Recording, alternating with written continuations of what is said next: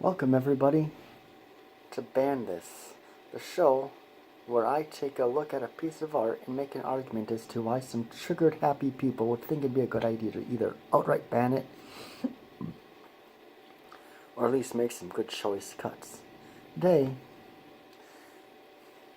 I have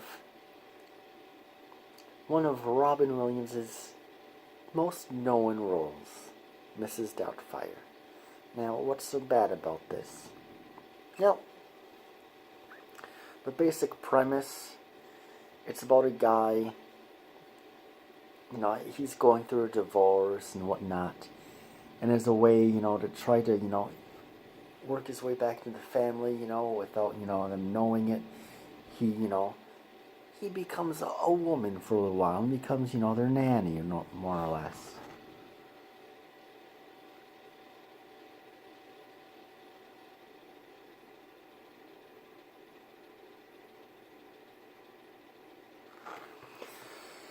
And that aspect of, the cross-dressing, pretending to be a woman, that's where the offense lies in this film. And obviously I paid about $8 for this copy.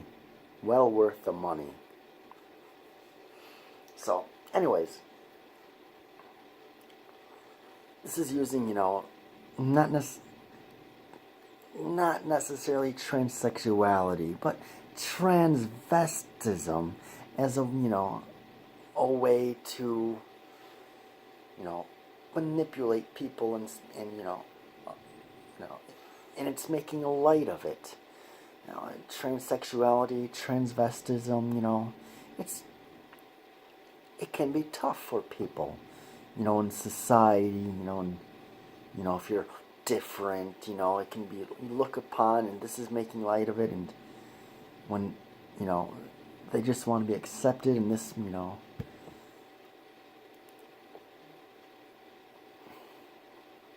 I feel like I knew what I was going to say, but now I'm feeling like I'm not knowing what I'm going to say, but I'm sort of saying what I'm saying, but I'm sort of not saying what I'm saying. You know what I'm saying? Because I don't. But I'm making a stupid argument anyway, so does it really matter what I'm saying? I mean, because people actually feel this way. I feel sorry for them. Although, with what I see people getting offended over these days, you never know. I mean, they could say, it... not necessarily making light... Making light of transvestism, is that it? I mean, this film could definitely be seen as less progressive as something like Glenn or Glenda, which is, a call for acceptance of transvestism and transsexuality.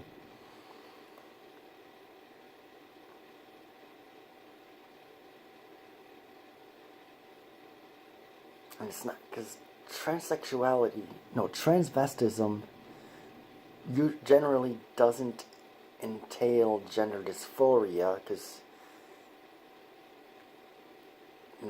it's just people liking to cross-dress and not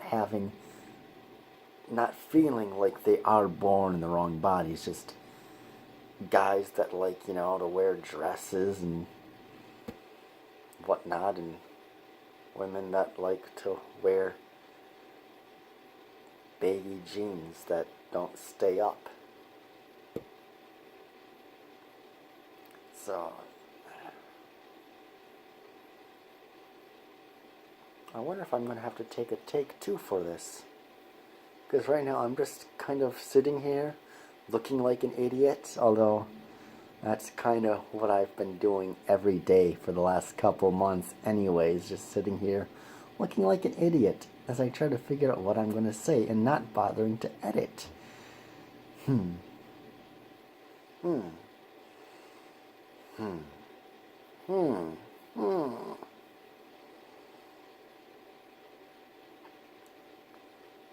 But I'm looking at transvestism, not transsexuality. There is a difference. Although it seems like people are pushing that aspect, and making everything about transsexuality. Like, does transvestism even exist anymore? I mean, it hardly seems like it. I mean, I'm surprised I don't hear about it more. And then, the leftists bitching about gender appropriation.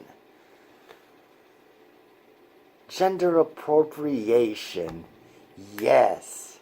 That's what this film is about. Gender appropriation without the genderless dysphoria. There we go. Ish.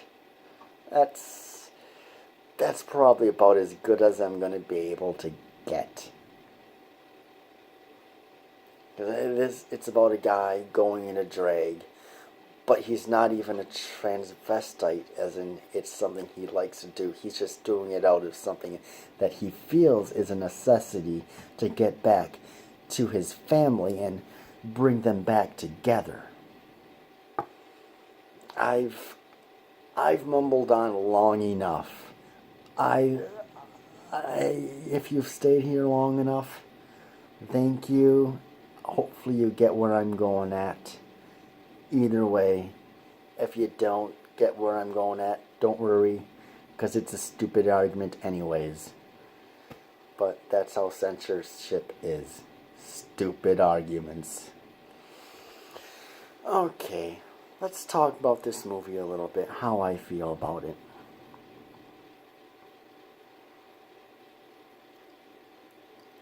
There's a good chance, if you're a 90s kid, you may have grown up with this film and watched it quite a bit. I know,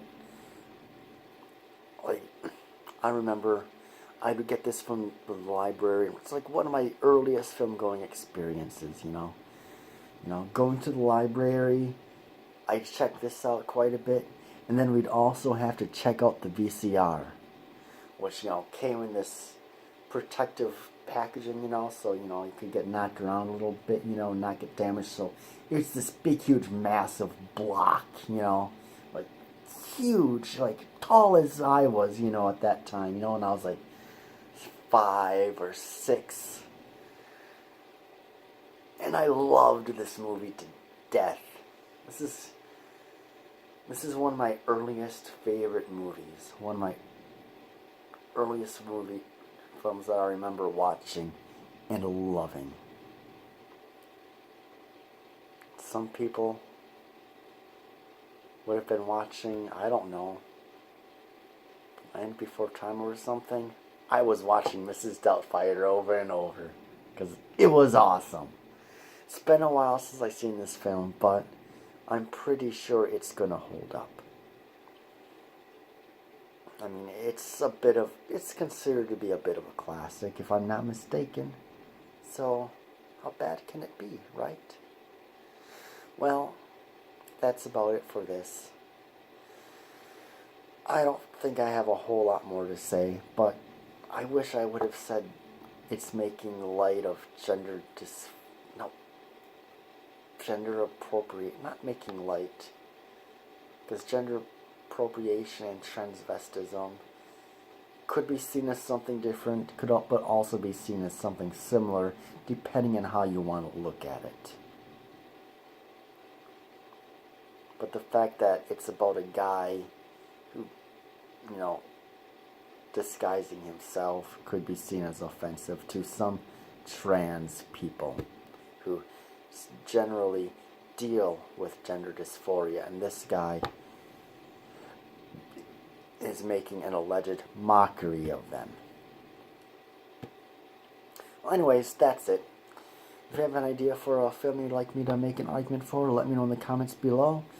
Check me out on Minds for a social platform, and most of these videos you can also check out on BitChute as opposed to YouTube if you've watched it there. I feel sorry for you. And check me out on the Stardust app, where you got a bunch of short reviews for myself and others. Link for the description, all of those below. And I will see you in the next one. But I have less than 30 seconds before I hit the 10-minute mark. So I might talk a little bit for about another 15 seconds. Hello, how is the weather by you? It's cold by me, because I'm in Wisconsin. Good old Wisconsin. Alright, that's it. I will see you in the next one. Take care, everybody.